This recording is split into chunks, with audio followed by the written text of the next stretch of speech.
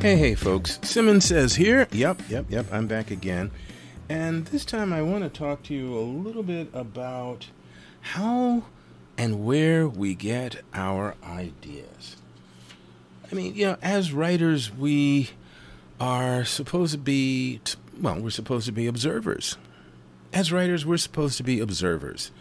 I mean, if you can't reflect life if you don't see it. If you're unconscious 24/7, then the only thing you're going to write is the images and thoughts within your mind, which is going to get kind of stale rather quickly because, hey, if you're living within your own head 24/7, 365 days a year, it gets redundant.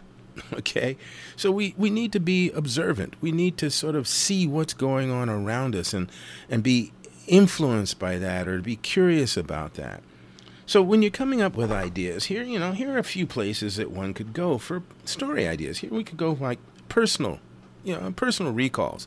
So it's memories that you've had, good or bad. That's true. Sometimes it's a full-fledged incident or an experience in your life, and sometimes it's something that you saw that, for whatever reason, stuck in your head, just remained in your mind and sort of haunted you, if you will. It's not there 24/7, but every now and then that image or that moment comes back to you, and you're not sure why, but as a writer or an artist, at some point you think, let me see what I can do with that creatively. So that's one. Another is observing strangers. I know that sometimes may look a little creepy, like you're stalking people, but no, that's not what I'm talking about. I'm talking about you're riding on public transportation, or you're sitting in the park or somewhere where there are other people, and you just notice, you just watch. You look at their mannerisms, their body language, the kind of clothes they wear, the things that they say, the way they do their hair, the kind of jewelry they wear, whether or not they have tattoos or not.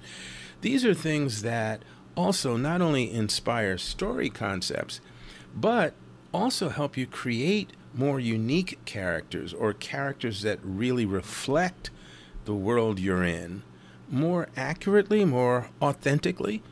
So observing strangers, observing people, that's a part of your job as a writer, as a photographer, as an illustrator, even as a songwriter. And I say even not to say that songwriters don't need any kind of inspiration. On contraire, But I just want to add that in, that creatives need to be inspired by different things. And sometimes for many of us, it's the observation of others.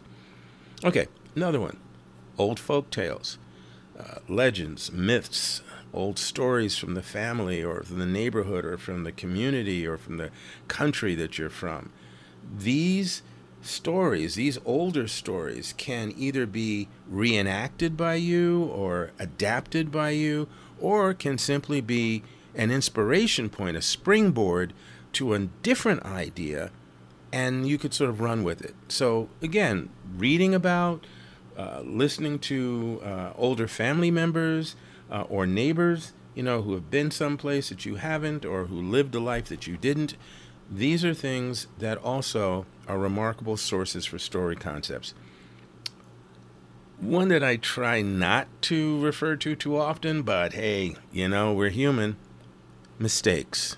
In particular, my mistakes. If I've made these mistakes, I know that other people have.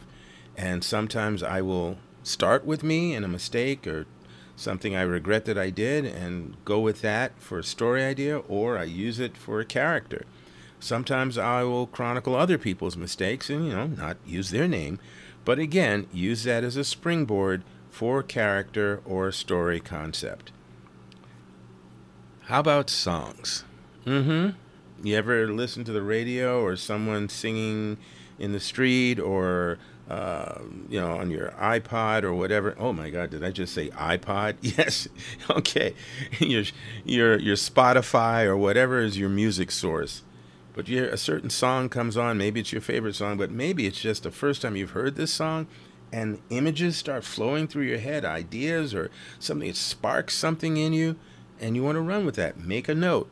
You don't have to sit there and write that story right then and there unless you're so inspired.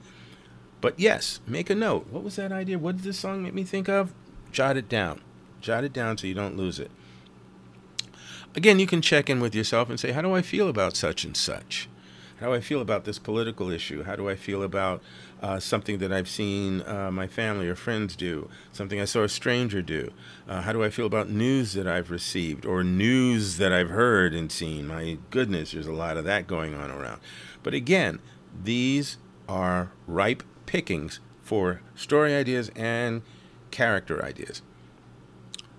When you're working on your character, often you think about where they come from. What's their point of origin, their family history, that sort of thing. But you can also ask yourself, where do I come from? Where was I born? What kind of neighborhood did I grow up in, or am I still living in? How has that impacted on me? And how would I write about that if I wanted to write about myself, or how would I use that in a story?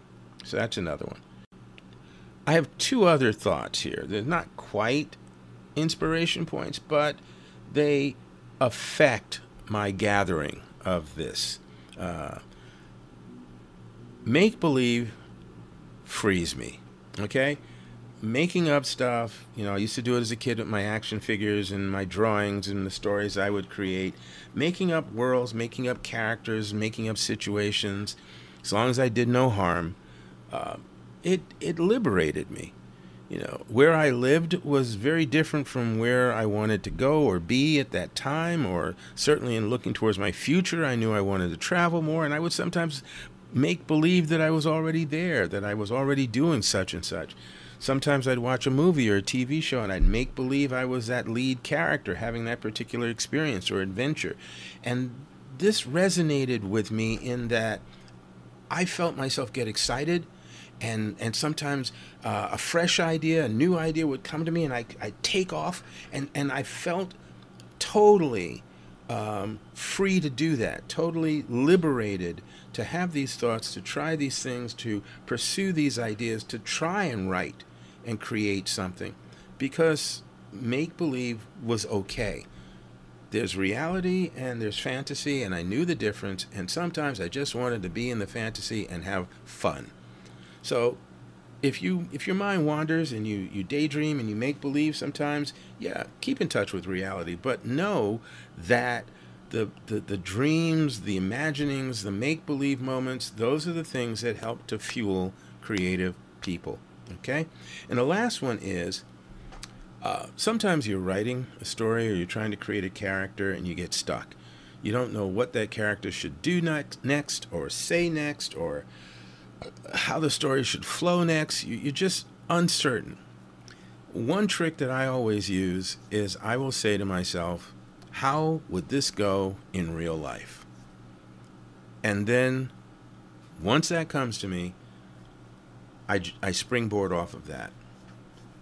So sometimes, if you have let's say a couple who are meeting for the first time, and it's a blind date, and you don't know what they should talk about or what they should write. You don't know what they should talk about. What you do is you think, how would this go in real life? How would a blind date go? And maybe even use yourself as one of the two people, right? And just think about what normal questions would come up in the conversation. And once you've done that, then you say, okay, how would my characters, who are different from me, how would they handle this particular circumstance? What would they say instead of this thing? And that helps. So anyway, I hope some of these ideas, these sources for ideas are useful to you.